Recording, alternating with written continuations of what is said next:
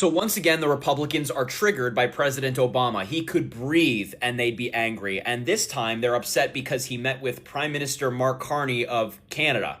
That's it. Carney said on social media, "Welcome back to Canada, President Obama. Thanks for joining us in Toronto for important conversations on how we build a better future."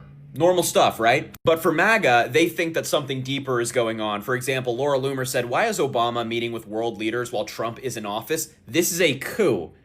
She thinks that Obama meeting with Carney is an attempt to overthrow the United States government. Another popular MAGA account on Twitter said, "He's a former president. This violates the Logan Act." No, it does not. Honestly, I don't know what the F he thinks he's doing. The balls the Democrats have, unbelievable. I actually responded to that tweet by saying, "This you," referencing her back in 2024.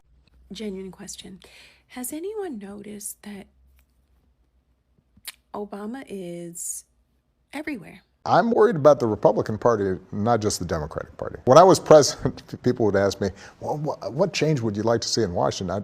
I'd say, "I'd love a loyal opposition. I'd love a Republican." Oh, God. Okay, Nancy Pelosi. Oh, I want a strong Republican Party. No, I want no Republican Party. I'm going to be very honest with you. I want an ineffective, feckless, weak, kind of like the Democratic Party is currently. I want the Republican Party to be like that. I want a Republican Party that is utterly dominated and humiliated in broad daylight, that people are embarrassed to say that they're voting for a Republican. That is the reality that I want. I don't understand why liberals still play this song and dance where they're like, "No, I want a strong Republican Party." How about no Republican Party? I want such a strong party platform for whatever the left flank party is. It doesn't have to be the Democratic Party. It could be whatever you want to call it. But let's say in a hypothetical, ridiculous scenario, it's the Democrats that, got their shit in order. A few days ago, I posted this video, and a lot of people were furious on social media asking questions like, what exactly is Obama doing in Canada? And it drew a lot of attention within the conservative movement. They were asking these questions like, Obama is not the president again. He is having diplomatic kind of meetings with leaders. This is not the first time. We saw Obama a few months ago in the UK. And this has raised a lot of questions like he is everywhere. So why is Obama meeting with the Prime Minister of Canada, Mark Carney? Is he like a foreign diplomat, or why? Why is he there? He's retired, isn't he? But lately, he seems to be everywhere. He's like in every election that you see. If someone's redistricting, he's in that. The Virginia election, he endorsed Spamberger. He went and told everybody to vote yes to redistricting. He endorsed Katie Porter for governor of California. He's endorsing all the communists, by the way. And now this week he was in Canada meeting with this other communist globalist. The banker from London that didn't even live in Canada until recently, and he somehow became the Prime Minister of Canada. I even heard that he was paid to be a consultant during the Biden administration, and he was being paid like $2 million or something like that. And that allegedly he even had his own little office in Congress or the Capitol or the White House or something like that. That's allegedly. But why can't he just go away? Ask yourself. Was he handling the auto pen by any chance? Because we all know Joe wasn't governing. I mean, he wasn't even all the way up there. I mean, who was...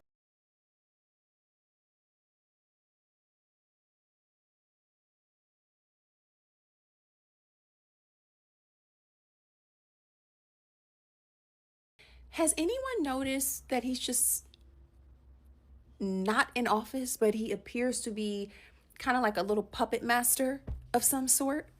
What exactly is he doing? In my entire life, every single time a president leaves office, the only time we see them is like in a magazine when they're like laying somewhere on a beach enjoying retirement. And yet this man is everywhere. It's like every time there's some sort of scandal or like voting, gerrymandering, like, is this a violation of the Logan Act? I mean, he's literally in Canada. Trump is the president. He's in Canada right now, talking to their leaders, their officials. He is not in office. Like, I just had to stop myself and think for a second, like, wait a minute. He is not the president. Why? It's like he's not even, what is he doing exactly? He's supposed to be on retired. Do you find that suspicious? It could be a bad year, but listen, this is a big blow. Hakeem Jeffries, I basically wrote a column that was like, this was great for Hakeem Jeffries because he was all in on it. $38 million spent from a group affiliated with him.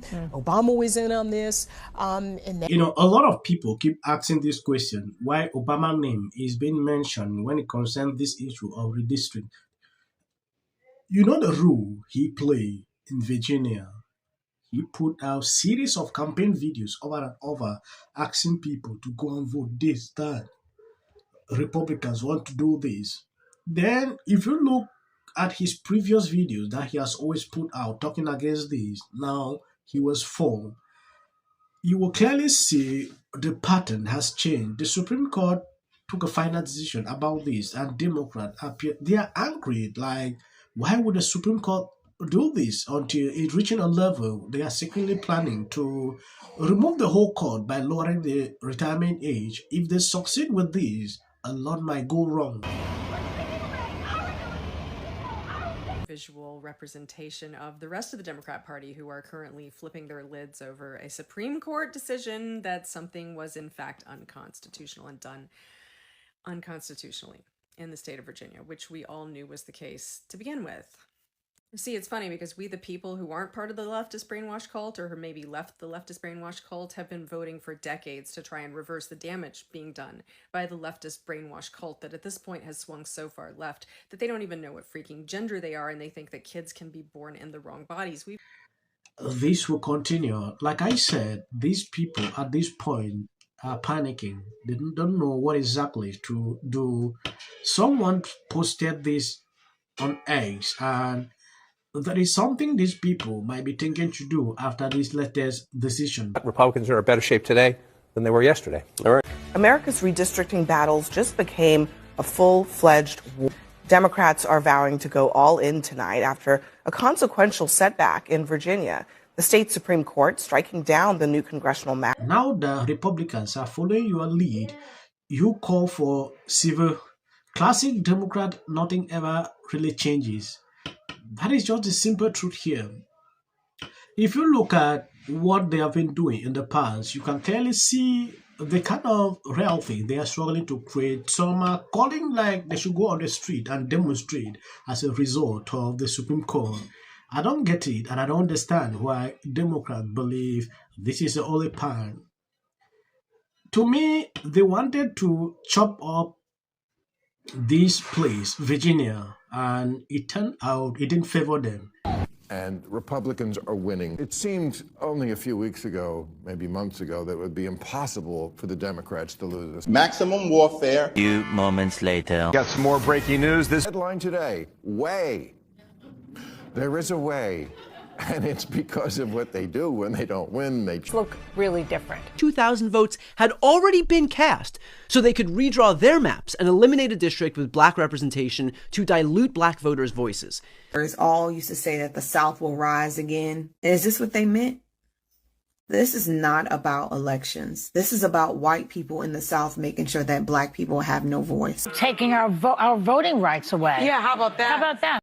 You know, you get caught in a moment, and you can't always.